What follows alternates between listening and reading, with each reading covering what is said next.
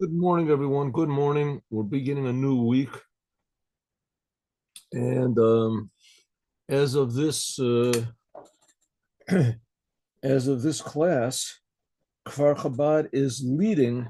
It's a Talmud I am. It's one of the big leaders in the number of air raid attacks there were in Israel. Huh? This is even though no damage was done here, except everybody's running down to their air raid shelters all the time. I'm not. A lot of other people are also not. The Lubavitcher Rebbe said Israel is the safest place for Jews in the world. And he also said that Kfar Chabad is the safest place in Israel. So that's pretty safe. But nevertheless, people run down to the, nowadays is the age of attempted fear tactics. They got the global warming, and then there was the you got to be afraid of whites. You got to be afraid of overpopulation. You got to. Then there came, of course, the corona. Oh, you got to be afraid of the corona. That's just a positive commandment. You got to be afraid of the corona, and you got to put on masks. Of course, got to be masks. Got to keep away from people. And now they got the bombs. The bombs are falling. But a lot of people in Israel are sort of seeing through this whole thing, and they're not afraid. The Baal Shem Tov said, "Don't be afraid of anything except for God." That was a big saying of his. There's even the song that goes, "Oh, do." In any case, let's get down to our class. Here we go. Here is our class. Oh, we're not recording. I didn't record any of this stuff. Yes, we are. Yes, we are. We're recording. Okay. Okay, so here we go. Let's give charity. Let's start off the day by giving charity and stop talking. Stop talking. Here we go. Okay. Charity saves from death. Charity brings all good things. Maybe I'll give you even a little class about Tucker Carlson. Huh? Maybe. Everybody's talking about him, right? Okay. We'll see. We'll see what happens. Let's go. Here is the Torah Or. Torah Or for this week. Torah for this week is basically repeating what was already said like 2 and 3 weeks ago in Parshas Truman Tetzaveh. It talks about building the tabernacle and the garments of the high priest. And this week is talking about actually doing it. There was talking about the ingredients, the donations that were expected from the Jewish people and how they got them in order to build this tabernacle. And this week's Torah portion repeats almost word for word. It adds a few things, but what was done, what was requested by Moses in the 2 Torah portions, instead of just saying they did it, a couple of words, no, they repeated the whole thing, which shows how important the tabernacle was.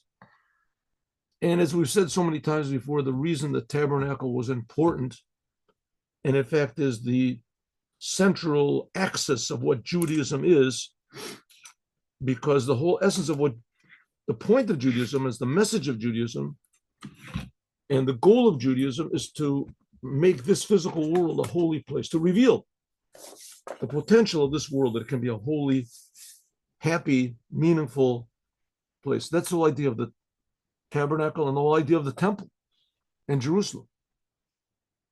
That's the whole idea of the temple, which, I mean, that's pretty much the rebuttal to this Carlson fellow. He has no idea what the temple is, what Judaism is. So I don't know why they call it a temple also, because it's called the Holy House, Beit HaMikdash. Or even more, the house which makes everything holy. Mikdash, it makes everything holy. So, and the point of it is to show what this world is really about, how this world is really a holy place, and that is going to be, but that's only going to be done by the Moshiach. There's these people that say we can do it on our own. I mean, let's just say in a simple way, they're wrong. We can't do it on our own. What we do on our own is we have to prepare the world for the Mashiach. But Mashiach is the only one that's going to build this temple. And Mashiach is going to be a person. You can look in the Maimonides. I don't know. Maybe I'll put this up later. Let's go. Okay, so God told Moses to take from the Jewish people donations to build the tabernacle. So it says, Kachu me'itchem, take from you, truma, a donation to God. Anyone who is generous should bring this God's donation. So first of all, it says a donation to God, and then it says God's donation. I mean, it's the same thing. What's the difference between why does the Torah have to repeat this? Now you have to remember that the Torah was written by God, and it's not just that it was written by God; it is written by God. The Torah is constant. God is constantly giving us the Torah. The Torah is constantly being given, and even maybe more important is that it's constantly relevant. The Torah is constantly relevant. Every single word, every single letter, every single idea is constantly relevant because it's given by the creator of the universe. And just like God is creating the universe constantly, so he's also telling us why he's doing it constantly, and that's the Torah. The Torah is a book of partnership. God is telling us what he wants from us. He wants us to be his partners. Excuse me, this is just dirty. Okay.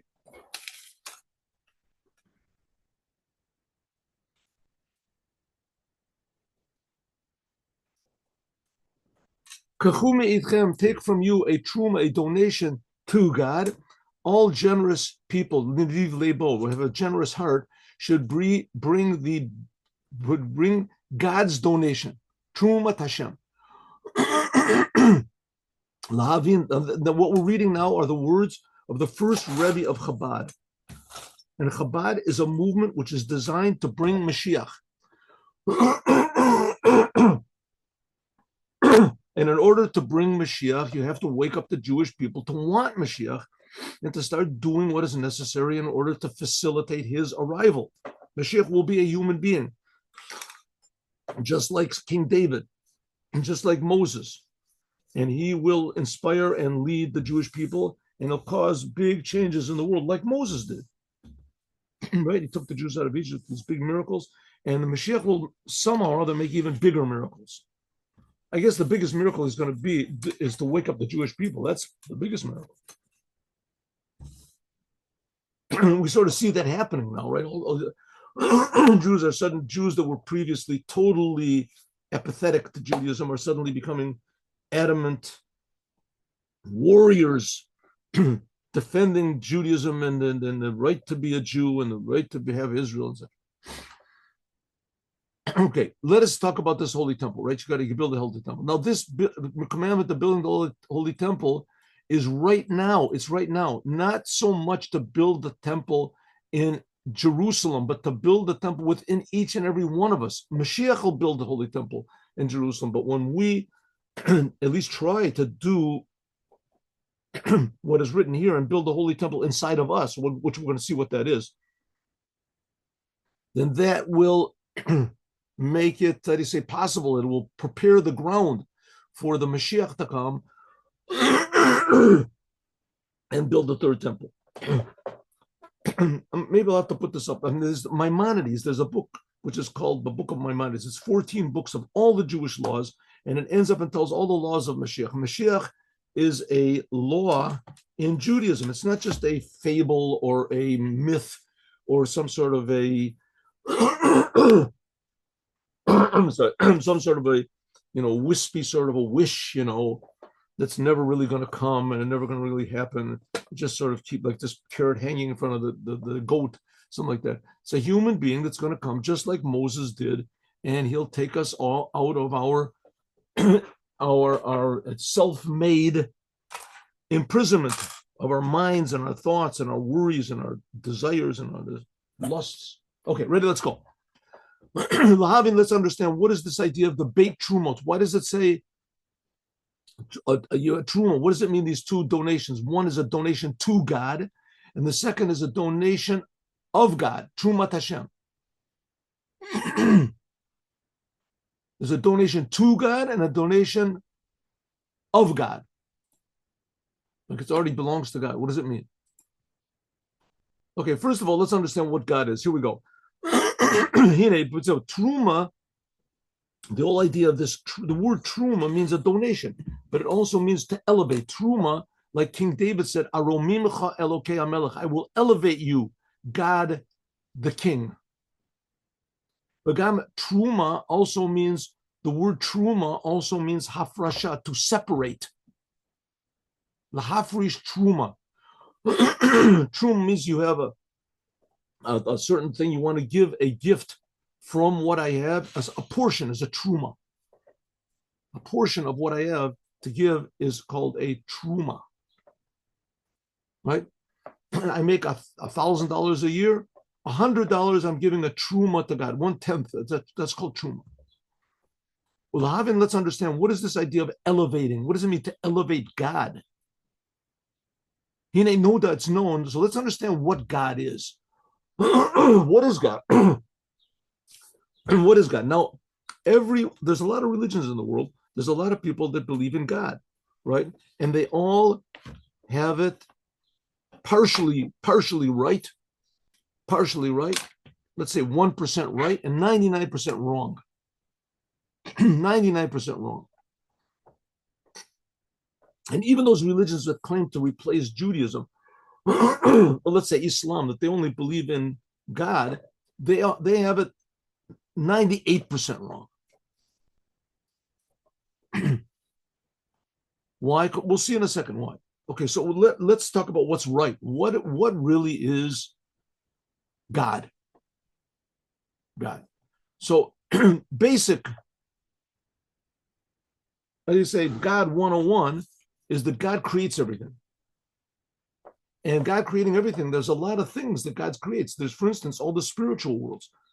That's one reason we in Chabad we learn about these Kabbalistic deep ideas to let us know how amazingly real they are and how they're just creations. It's just creations. The highest levels of whatever it's atzilut or whatever these are is the same thing as like a grain of sand or to God. They're just incomparably not real in comparison to God's reality. Everything that's real partakes of God's reality. So there's two types of these created, if you want to call it, created realities, not the essence of God. One is called how God fills the worlds, and the other is how God surrounds the worlds. That which God fills the worlds, this is like how the soul, which enlivens the body, is enclosed in it in order to enliven it. So it is divided. Machshava, dibur, umaysa. There's thought, speech, and action. It says in the Bible that we're made in God's image, right? That's what it says. We're made in God's image. Okay, here it goes. What is the image of man? Man has, for instance, a brain, he has a heart, he has leg, thought, speech, deed. These are all put, most of these is thought, speech, and action, and there's in the brain. Thought is in the brain. You think about what you're going to say, you think about what you're going to do. It can also be called aver, and also in every limb of your body, your toes, your fingers. There's individual life. Your brain is not the same, how do you say, you, as your arm is. For instance, right? Someone comes up to you in the street and said, can I cut off your arm? You call the police. You get out of here. Listen, 1 second. Don't call the police. I'm willing to give you $1 million to cut off your arm. Get away from me. $1 billion. Here, I got a check. $1 billion. There's covering to the check. It's $1 billion to the check. Think what you can do about it. Listen, just get away from me. I don't want. Think about what you can do, right? You can help people. You can build. And maybe $1 billion. You sure you're going to give it to me? 100%. Yeah. I mean, it's going to hurt. Yeah, $1 billion. That's a lot of money. You can get servants to do whatever you want to. You won't have to do anything, right? What do you say? You have $1 billion? Okay. Now I'm going to give you $100 billion to cut off your head. Now that's really nuts. Your head has no price. Your arm, maybe, could be, maybe it's enough. So the arm is not as valuable to you. It's not as alive. It's not as much you as your head is. The came call Aver. Every single limb has its individual type of life. That the life which is put into the into this particular limb, according to its constitution and its makeup, namely that if this is the life of the soul, is in the brain in a general way, and from there it's drawn down to each and every limb in its individual way. And your eye is drawn to the power of seeing. Your ear is the power of hearing. Generally, the power of deed, doing things. This is mostly in your hands, until finally you have the power of walking, which is in your feet. And these are pretty obvious things when you're talking about us. But let's now you extrapolate this to God. Is that the right word? Extrapolate. Put it to God. Nimso, so comes out that the life and the light and the life force. Light is a general life, and chayot means the individual power, which is in each and every limb of your body according to its level and its definition, what it is. The alkain, therefore, b'mochin, in your brain, there shines a bigger ray of life, more, because the vessel of your brain, your actual brain matter, is more refined and it is more, how do you say, delicate. Therefore, yochel, it is able to receive a ray of life, of consciousness, more than your foot or your arm. This is, namely, your intellect. Your mind, your awareness is in your brain, which is not the case. Your hands, which is not the case. Your hands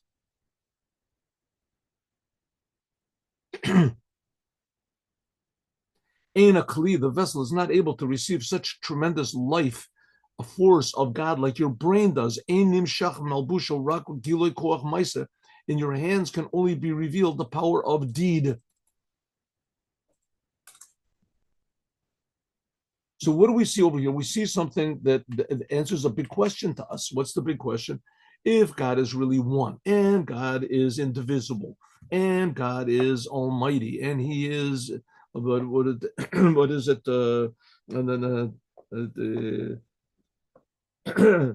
Indescribable. You can't describe really what God is. God is the create. That we say God creates the world. That's just what he does. But what is God before he creates the world? What is God? So it says this is God. God creates the spiritual. So we don't know what God is. But on the other hand, God does create the worlds. God does create the worlds, and God cares about the worlds, and God provides for everything. You can trust in God that God will give you a livelihood. You be an honest worker, work in your job, and God will provide for you. God promises. So you think, well, why should God care about me? I mean, there's all these angels and things like that that are high. We see that God articulates himself. That's the whole story of the Bible. God speaks. He creates individual things. He creates grasses, and he creates trees, and he creates birds, and he creates beasts, and he creates this, and all these things. There's a lot of different types of birds, a lot of different types of grasses, and they're all being created by God. So everything in the world has its individual life force, which enlivens it, like a human being, right? You have your power of action in your hands, the sight in your eyes. Nevertheless, yesh b'hem ha'ora yoter gadola mi'b'koach ha'nimshach melubash b'raglayim. Even though that it all comes from one soul, but nevertheless, the brain has more life in it than the feet. She'ein b'hem, on the feet, all they have is the power to walk, which is not the case. Your hands, even though they're not as alive as your body is, but your hands, you can do work. You can do very delicate things with your hands. You can write words of wisdom. There are some people that can train. I saw that there's some people that they have no hands. They can train their feet. They can paint with their feet, and they can write with their feet. They can type with their feet. But it's very rare. I mean, you have to really hurry. Behold, shaseichel, that intellect, afalpi, even though that it's not put in a revealed way in your hand, but nevertheless it can be revealed. Your intellect is not in your hand. Your hand can't think, but nevertheless your hand can do very intricate things by means of the power of deed in your hands. So your mind can express itself through your hands, which is not the case. The power of walking, you can't write or express ideas through your feet like you can with your hands. In Shaykh, what's not relevant in your feet that you can write with this. Like I say, there are exceptions, of course. Nevertheless, in another way, there is a big advantage to your feet. What's the big advantage to your feet? That with a person without his feet, he can't go anywhere. He has to sit in a chair. He has to be pushed. He has to push himself. Your feet can carry your whole body, including your head. Because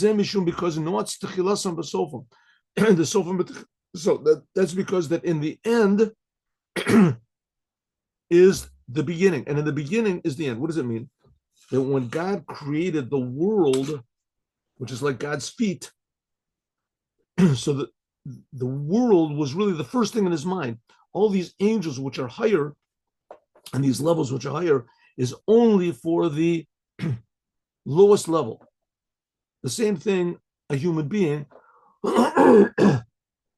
his feet have a power which his brain doesn't have, namely the power of mobility, to move. And then, of course, things which are outside of you, that's even further than your feet, like what you do and what the words that come out and the deeds that you come out. In some ways, that's even higher. We'll talk about that. Therefore, in the end, there's some sort of a quality, a good quality, which is not in the beginning. But nevertheless, the feet are called the end, and so are the hands. The hands are external, namely because in the hand there is a more revealed life than in the foot. Like we said, a hand can write ideas down, etc., play the piano. But all of this is because that the life is drawn from them, each limb according to its ability. Okay, so now we're talking about how God fills the world. And so we talked about the human body and how the human body is also divided off, and each limb gets a different type of life force, even though the soul is one. From this is also the same thing as the world. The world, the creation, the physical creation, the stars, the spiritual creation, all the angels. This is all being drawn from God's oneness. That's something like the soul in a man. Just like the soul gives, allocates different life to different limbs. Also, God, who is one, he allocates different life force from me or and so from God, is nimshach b'toch kol omim, into each world differently. In every world and in every creation, lefi sha'ara delay, according to its ability, kafi asher yochol seit, and what it can bear. So if you look at a dog or a crow or a rock or a stone or a blade of grass, you should know that God is creating it right now. He's creating everything individually. Everything in the world is a big miracle. Even though that everything is different and God is not different, God is one. We'll see how this works out together. But nevertheless, just take it for granted that God is creating everything. And he has the power of creation, just like the soul can be distributed into the body, each limb according to its necessity or its ability to hold. The Kalalas Achai is the general life force, this whole general life force, which enlivens everything in a different way. This isn't called in the Zohar, Kodesh, in the holy book, the Zohar, Memale Kol Olmim. This is how God fills all the worlds. Shebagane in the upper heaven, Madarat Tzadikim, this is the place where the Tzadikim, the big Tzadikim, live. This is revealed more. Behu, commercial, this is like intellect. This is like a person's, the upper heavens, Gan Eden Elyon, that's like the world of Bria, whatever. This is like a man's, let's look at the world like it's one big body. The world is one big body.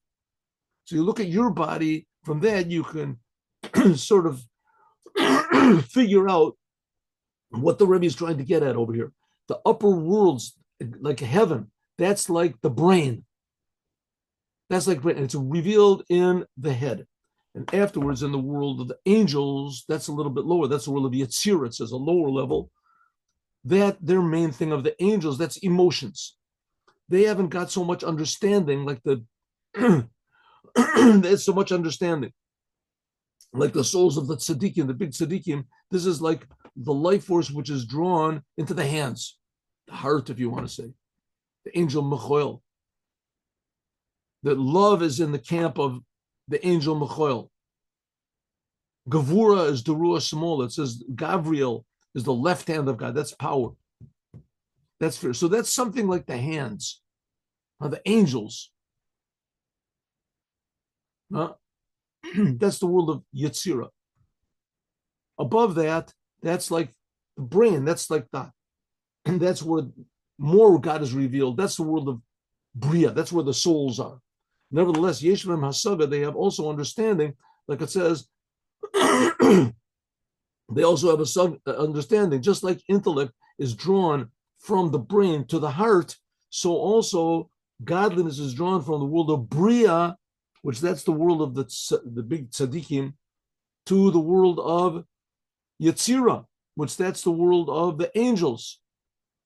Right? Just like intellect is drawn to your hands, so also godliness is drawn into the world of Bria. Also, like the intellect is drawn into the emotions of the heart. That's the revealing, that's more of a revelation of the emotions than the hands are. Yadayim, the hands are the external of the emotions, the heart is the internal. There's also these angels. The angels, there's inside angels, deeper angels like Michael and Gabriel. That's like fire and water. That's the emotions of the heart. And then there's external angels, which they are like God's right arm and left arm. That's how it comes down into the world. It says that there's an angel that enlivens all the every blade of grass has its angel, whatever that enlivens it. And so it comes down lower and lower into the world. Okay, what's the Rebbe want to get at over here? The oneness of God is not a contradiction to the diversity of the world. The diversity of the world, this is just an aspect of God's oneness. It sounds better if you say infinite. God is infinite means that he's not limited to being unlimited. God is not limited to being above everything. God doesn't have to be above everything. Not only is God within everything, God is creating everything. And each and everything gets according to his Kankasi. That's what it says. Ata sita tashamayim. You, God, you made the heavens.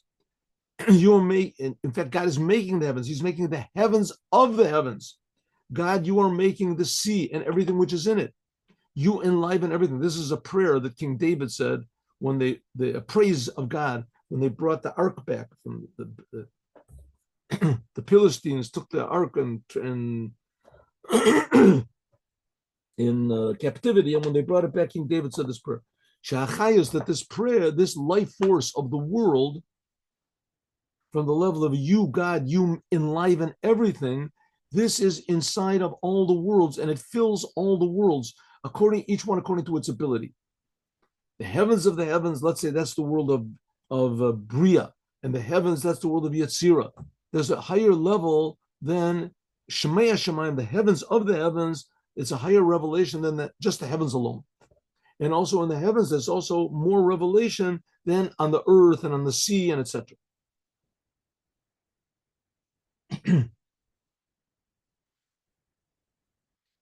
Okay, says the Rebbe, maybe we can understand this even better. This is the footnote is from the Tzemach Tzedek, the third Rebbe.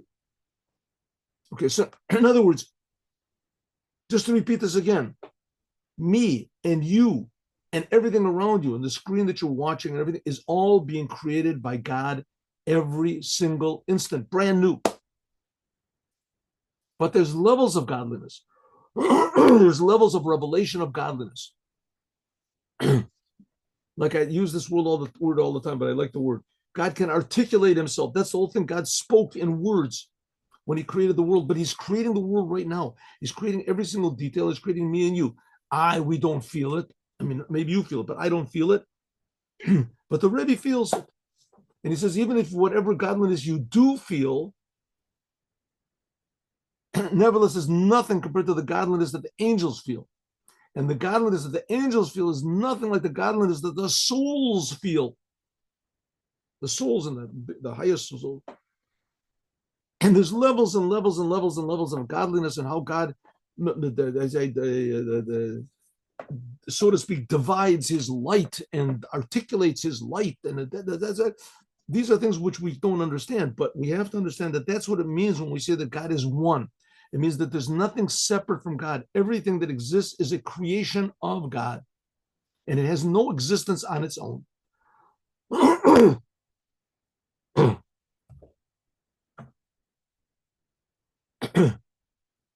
Says the Rebbe, maybe we can understand a little bit about this when we talk about the man.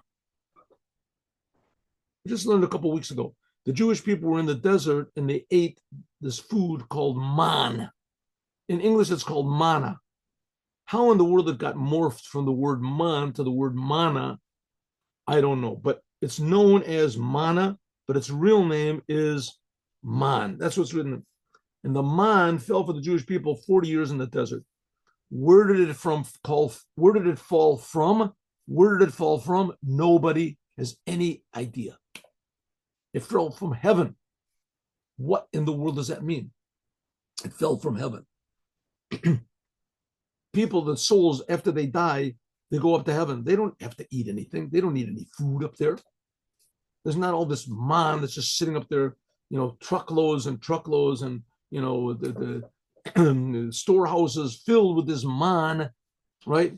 That the Jews didn't eat the 40 years and they were in the desert. This man has just been sitting up there, rotting or whatever it is for the last 3,300 years. There's no man in heaven. That doesn't make any sense. There's no thing. How did it come down to the earth? They ate it and it satisfied them. It took away their hunger. So it was, everybody knew that it came from heaven and no one had any idea what that meant. It's bread that came from heaven. The Kativan, it says, Bereret aman, atal yored aman. It says the dew came down, and then on this dew, when the Jews were in the desert, every morning would come down dew, and then on the dew would come man, and then dew would come on top of the man. Hine, aman is also called lechem abirim. It's called the bread of angels. Shemalachi ashorit, that the ministering angels are also fed from this man. The hutamur, this is a big wonder. Ich malachim, how can it be that angels are spiritual? How could it be that they ate man? They ate this bread? It was physical. Like it says, it says that some of the Jews had to grind it up. They had to grind it up. They had to crush it, like you crush wheat. So what was the man? Was it physical? Was it spiritual? What's going on? The man, Shorsha, its source, is a very, very high source.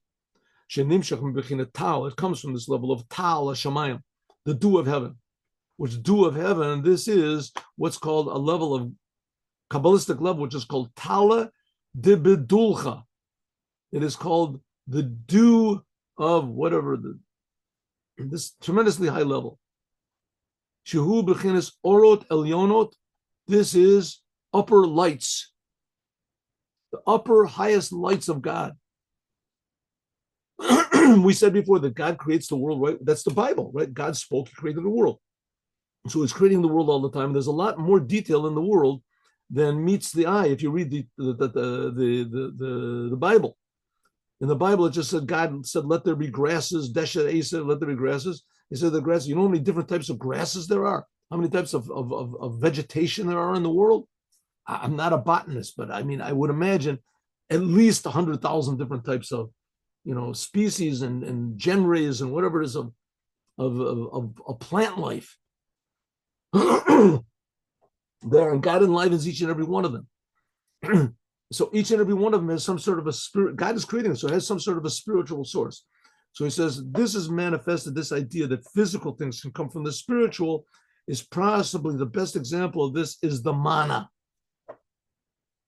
So it says the man comes from this level of Tala de Bedulcha, the dew of Bedulcha. We'll see what that means. I don't know. At this tremendously high level. Like it says, Tal Oro Talcha, like it says, the dew of light is your dew. Lights.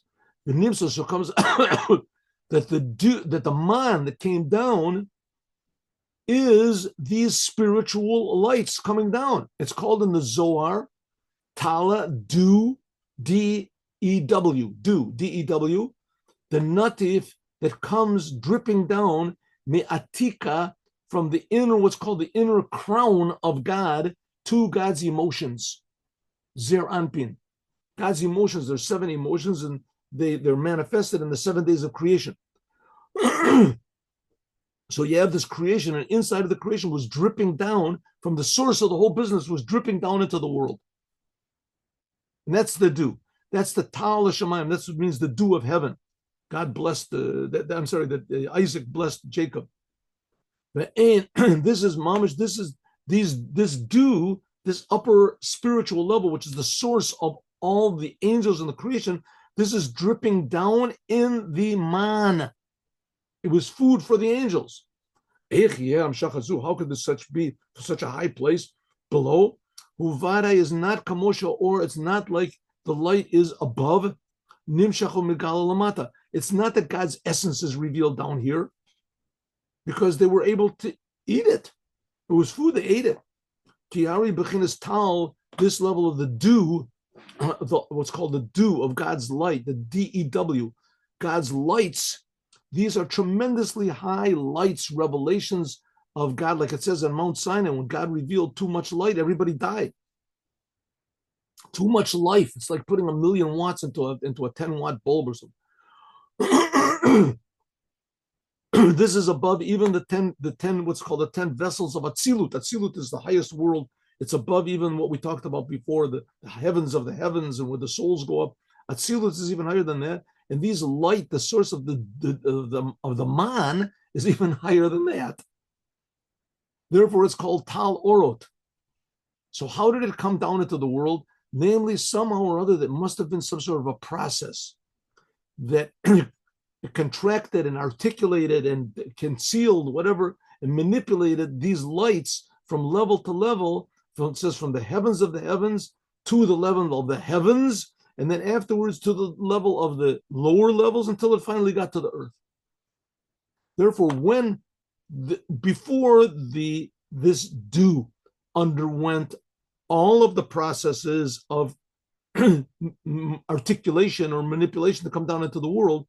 So let's say from the essence of God to come down to this world, it underwent 1,000 different processes in order to make it more user-friendly. So let's say process number 500, that's where the angels got it. When it's still above, the angels were able to get food from this. It was spiritual, it wasn't physical yet. And then afterwards, it got more and more physical until it came down to the physical world. But it wasn't regular food. When the Jewish people ate it, it says that they didn't have any waste. That was one of the reasons the Jewish people complained. It says they were 40 years in the desert. After 1 year or something, nobody went to the bathroom. It says the only reason they went to the bathroom was because they brought animals with them, or they bought animals from the non-Jews where they were in the desert. They came to sell to the Jews, and that's where they went to the bathroom. But those people who only ate man, they never had to go to the bathroom because the food was pure. It says even though that the man became physical, nevertheless, there wasn't these upper lights. Therefore, even when it was below Mata, even when it came into this physical world, Nechem Abirim was called the food of angels. Shenivla, it was swallowed up in the 248 limbs of your body, in your soul, and there was no waste products. That's why it says on Shabbat, there didn't come down any man. They didn't need it. It came down to a double portion on Friday.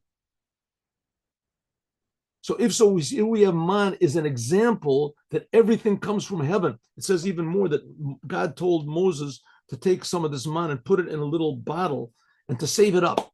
Save it up. And it was later generations where the Jews started getting worried about where they're going to get their livelihood from. And I think it was Hezekiah, the king. You have to look it up. He brought out this man. He said, where do you think this came from? It came from God. Your food comes from God. Okay, the difference is that your food doesn't look like it comes from God. But the man did look like it came from God. They had no explanation how it came, where it came from. They knew it came from heaven, but it just appeared there every day. It didn't have any waste in it. So they knew it had other also things, the miraculous things with the man. It says you could taste whatever you wanted to taste, but it didn't look like any different. Everything looked the same, but But nevertheless, the man was the example that God himself is the one that's feeding everyone and providing for everyone. That's the soul of everything, is God. That's the man. Now, this is only just to explain, we're trying to explain a little bit that God is infinitely closer to us than we can possibly imagine. In fact, God is closer to us than we are to ourselves. God is creating us. He's enlivening us. He's enlivening us in every single detail. God. On the other hand, God is infinitely above that. God is above the whole entire creation. He's above the spiritual creation. He's above all being. So how does in the world can you reconcile these two opposites? So it says the answer is that essentially you can't really reconcile them. You can't reconcile because we have no idea what God is.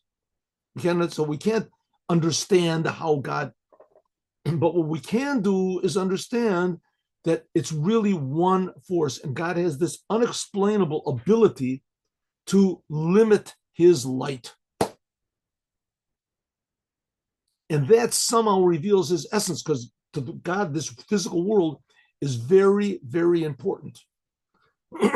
Very important. Infinitely more important than we can possibly imagine. Every detail of it. That's the whole story of the Torah. Before this world was created, there was nothing. There were no other worlds. There was no other being. There was no spirit. There was no, this physical world that we're witnessing here right now, this is it. This is essence God here in the world. It's just not revealed. We have to reveal it. So first of all, in order to reveal it, we have to come to an idea a little bit about what we're dealing with over here. What is God? And here the Rebbe is trying to get it into our minds, at least in a way of faith, that we are creations. We're being created. And everything in the world is being created, and it's being created constantly by a God that cares individually about every individual thing, and he's enlivening everything in the world. As we'll talk about more, God willing, tomorrow. And that's the Holy Temple. The Holy Temple is revealing all this amazing reality. Okay, stop the share.